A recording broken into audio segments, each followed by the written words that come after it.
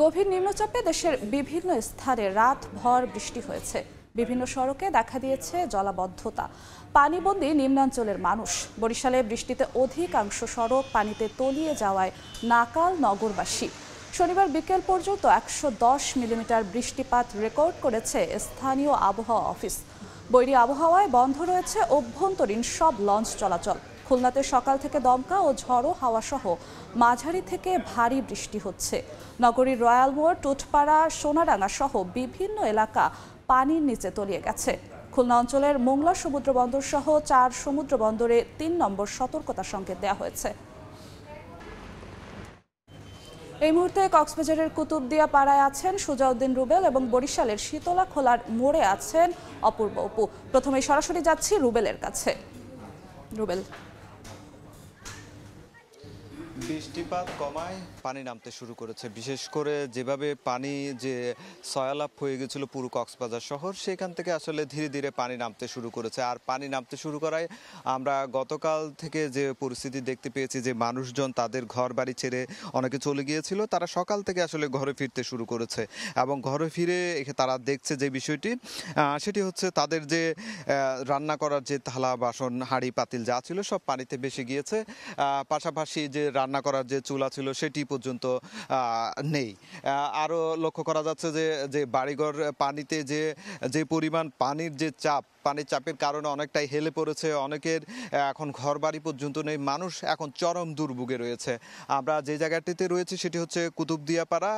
ঠিক লক্ষ্য করলে এখানে আসলে দেখা যাবে যে অনেকের যে কাঁচা যে বাড়িঘর সেটি অনেকাংশেই ভেঙে গেছে এবং তারা এখন অনেকটাই অসহায় অবস্থায় দিন যাপন করছে। তবে তারা যে বিষয়টি বলছে, এখানকার যে কাউন্সিলর রয়েছে তিনি খোঁজ খবর নিয়েছেন এবং অনেককেই 3 কেজি, আবার অনেককেই 5 কেজি করে চাল, আবার অনেককেই 8 কেজি করে চালও দিয়েছেন। তারা এই আসলে যে রান্না করার যে চাল দিয়েছে, রান্না করে যে খাবে সেই সুযোগটি এখন পর্যন্ত হয়ে ওঠেনি বলে জানিয়েছে। তবে শুধু কুতুবদিয়া পাড়া নয়, অন্যান্য যে পাড়াগুলো রয়েছে এখানকার যে 1 নম্বর ওয়ার্ডে, সেই মানুষগুলো কিন্তু এখন প্রায় 5 থেকে 10 হাজার মানুষ এখানে কিন্তু দুর্ভোগ পোহাচ্ছে। তবে প্রশাসনের পক্ষ থেকে যেটি বলা হয়েছে, কক্সবাজারের 5টি উপজেলা, 3টি পৌরসভা, মোট 33টি ইউনিয়নের প্রায় লক্ষাধিক মানুষ পানিবন্দী হয়ে চরম দুর্ভোগ পোহাচ্ছে। এবং এরই মধ্যে বলা যায় পাহাড় ধস এবং পানিতে যে ট্রলার ডুবিতে প্রায় 10 জনের অধিক মৃত্যুর ঘটনা ঘটেছে। আর প্রশাসন যেটি বলছে, আজকে 12টার পর একটি মিটিং রয়েছে, সেখানে আসলে কি পরিমাণ ক্ষয়ক্ষতি হয়েছে সেটি নিরূপণ করে যাতে দ্রুত সময়ের মধ্যে এই যে দুর্যোগটি কাটিয়ে উঠে যায়, মানুষজনকে যাতে আবার তাদের স্বাভাবিক জীবনযাপনে ফিরতে পারে, সেই উদ্যোগটি নেওয়া হবে বলে প্রশাসনের পক্ষ থেকে বলা হয়েছে। তো এই ছিল আমার কাছে কক্সবাজার থেকে সবশেষ। আমরা এখন চলে যাচ্ছি বরিশাল আমাদের সহকর্মী অপূর্ব অপুর কাছে। বরিশালে মুষলধারে বৃষ্টি হচ্ছে। গতকালকে দুপুর থেকেই শুরু হয়েছে, রাতভর হয়েছে বৃষ্টি। আর এই বৃষ্টিতে এখন শহরের প্রধান প্রধান সড়ক সহ অলি গলি সর্বত্রই এখন বৃষ্টির পানিতে তলিয়ে রয়েছে। আমি এই মুহূর্তে আছি শহরের শীতলাখোলার মোড় এলাকা। এর আশেপাশে আমার চোখ যতদূর যাচ্ছে ততদূরই আসলে সড়কে পানিতে তলিয়ে গেছে এবং কোথাও কোথাও হাঁটু পানি হয়েছে।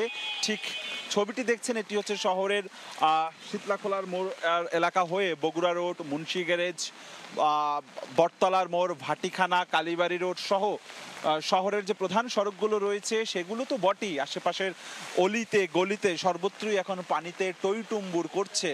এবং জানেন যে গতকালকে বরিশাল থেকে অভ্যন্তরীণ সকল রুটের লঞ্চ চলাচল বন্ধ ঘোষণা করেছিল বিআইডব্লিউটিএ থেকে। তবে আজকে সকালে, এখন থেকে আধা ঘন্টা আগে, অর্থাৎ সকাল 9:30টায় অভ্যন্তরীণ লঞ্চ চলাচল চালু করার কথা জানিয়েছে এখানকার বন্দর কর্মকর্তা। যদিও বা গতকালকে রাত্রে আমাদের কাছে একটি নৌ দুর্ঘটনার খবর এসেছে, সেটি চরমোনাই এলাকায় একটি ইঞ্জিন চালিত লঞ্চ সেটি বন্ধ হয়ে যায়। পরবর্তীতে অন্য একটি লঞ্চ গিয়ে প্রায় 100 যাত্রীকে উদ্ধার করে নিয়ে আসে। তবে হতাহতর কোনো খবর নেই। তারা যাত্রীরা সকলে অক্ষত অবস্থায় রয়েছে। এর বাইরে নদ নদীর পানি আসলে বৃদ্ধি পাচ্ছে। এই মুহূর্তে বরিশাল বিভাগের যতগুলো নদ নদী রয়েছে প্রত্যেকটি নদ নদীর পানি বৃদ্ধি পেয়েছে বলে জানিয়েছে এখানকার পানি উন্নয়ন বোর্ডের কর্মকর্তা।